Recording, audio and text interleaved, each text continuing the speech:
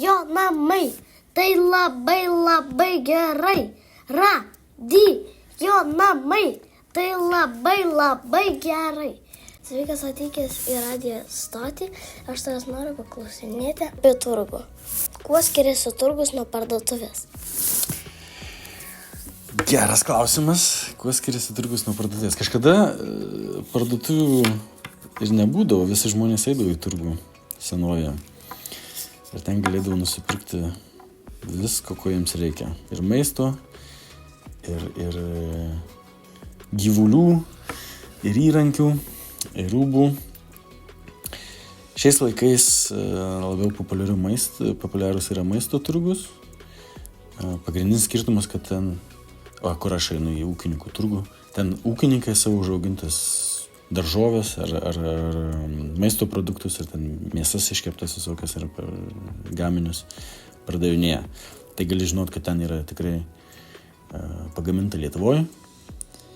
Pažįsti tą ūkininką kai kuriais atvejais ten tiesiog pardavėjai būna, bet žinai, iš kur šitas maistas atkeliauja, žinai, kad bus tikra, skanu. Ir gali sukurti kažkokią asmeninį ryšį su prekeiviu. Sakyk, ten kažkokį medaus perkėjai, arba ten duonos kepėjai yra tokie labai skanus. Gali užsisakyti kažką savaitę į priekį. Arba netgi aš kartais darau, jeigu noriu kažkokio specialų jautienos pjausnį, kad man išpjautų, paprašai, jie padaro. Tai pagrindinis skirtumas, koks čia pagrindinis skirtumas,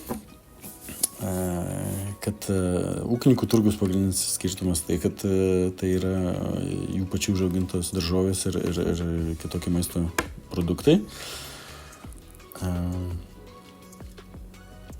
Ir tiek, dažniausiai grynais pinigais būna, nors šiais laikais jau ir kortelė daug kur galima atsiskaityti, netgi jau turgui galima kortelė atsiskaityti. Netgi taip. Ką galima pardavinėti turguje? Kokių rūšių turguje būna? Aš kažkiek atsakiau. Rūšių turgų būna įvairių, šiais laikais gal jų mažiau, bet aš užaugau Marijampolėje, pažiūrėjau, ten buvo vienas didžiausių Lietuvoje automobilių turgų. Dėvėtus automobilius, naudotus automobilius pardavinėjau. Būna maisto turgus, būna turgų, kur galima bet ką nusipirkti.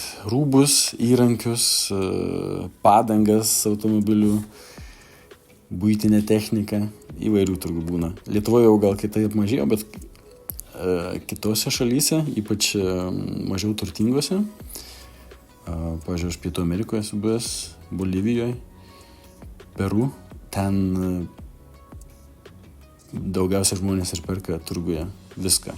Nuo rūbų, ten netgi tos parduotuvės nėra tokios populiarios. Yra didžiuliai turgus, visi susirenka ir gali nupirkti viską, ko tau reikia. Ką namie turi, kokį nors daiktą gali viską turguje nupirkti.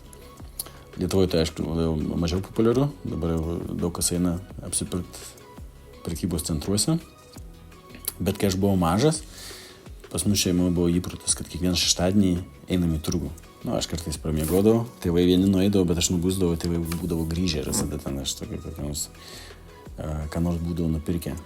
Duonos, lašinių, kopūstų raugintų.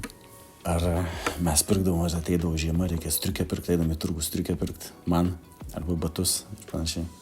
Dabar populiarūs maisto turgai, bet anksčiau būdavo bet kokį turgus. Anksčiau prieš 100 metų ir ūkininkai suvažiuodavo, būdavo ir vištas pirkdavo. Atsimeni, mes šalia Biržų buvom vasarą turgui, kur prekiavom. O mes gistame esam prekiavę, ne? Daržovėm prekiavom ūgliukais, tokiais senelių užaugintais. Ir šalia ėjom vištų apžiūrėti, kažkas vištas pardavinėjo, ne? Kaip arba kur atsirado turgus? Kur atsirado turgus? Geras klausimas. Atsimeni, skaitėm knygą apie akmens amžių. Ir ten buvo parašyta, kaip kelios šeimos kartą per mėnesį, kai, nežinau, būdavo jaunas mėnulis ar kažkaip pagal mėnulį ten nuspręsdavo, kada čia tas mėnuo praėjo. Susirinkdavo apsikeisti daiktais, kuriuos turėjo. Vieni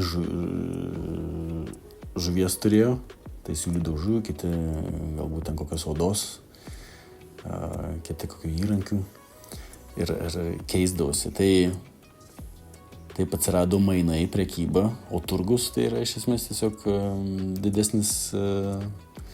didesnis prekeivių arba žmonių, kurie nori apsimainyti daiktais susibūrimas. Tai kaip būdavo kaimai. Jau kai atsirado koks kaimas, atsirado ir turgus. Kur atsirado turgus? Kur gyveno žmonės ir ypač kur daugiau žmonių gyveno, ten turgus ir buvo visais laikais. Kai žmonės tik pradėjo kurti gyvenvietės ypatingai, tapo sėslus, aš manau, kad turgus labai greitai atsirado. Kaip atsirado pinigai, ar visada jie buvo? Ne, pinigai ne visada buvo.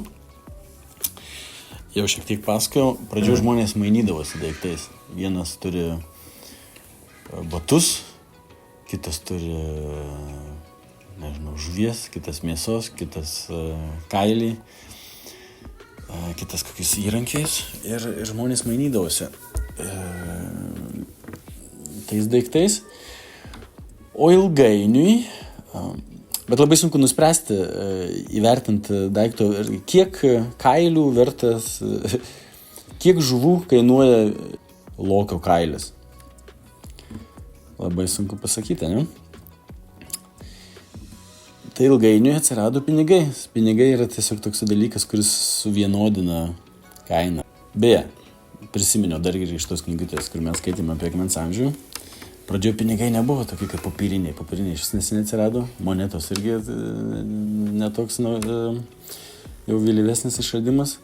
Pradžioje akmens amžiuje skirtai pinigai būdavo, kai kuriuose gentyse būdavo kriauklelės. Pavyzdžiui, galėjo būti kai kur akmenukai, kai kur dar kažkokie dalykai.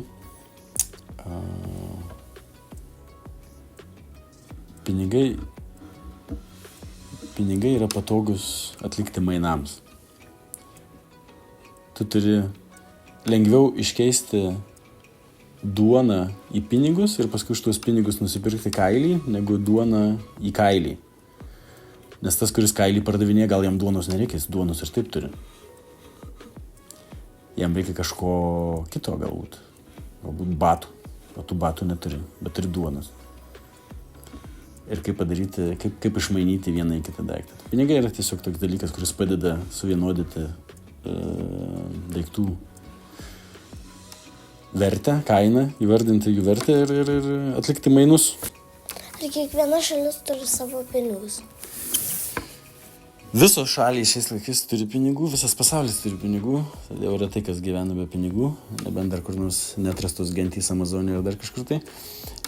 Bet ne visos šalys turi savo tą nacionalinę valiutą, kaip sakome, savo pinigus. Kai kurios šalys turi bendrus pinigus. Pavyzdžiui, Lietuva kažkada turėjo litą, o dabar mes naudojam eurus. Eurus dar naudoja daug šalių Europoje.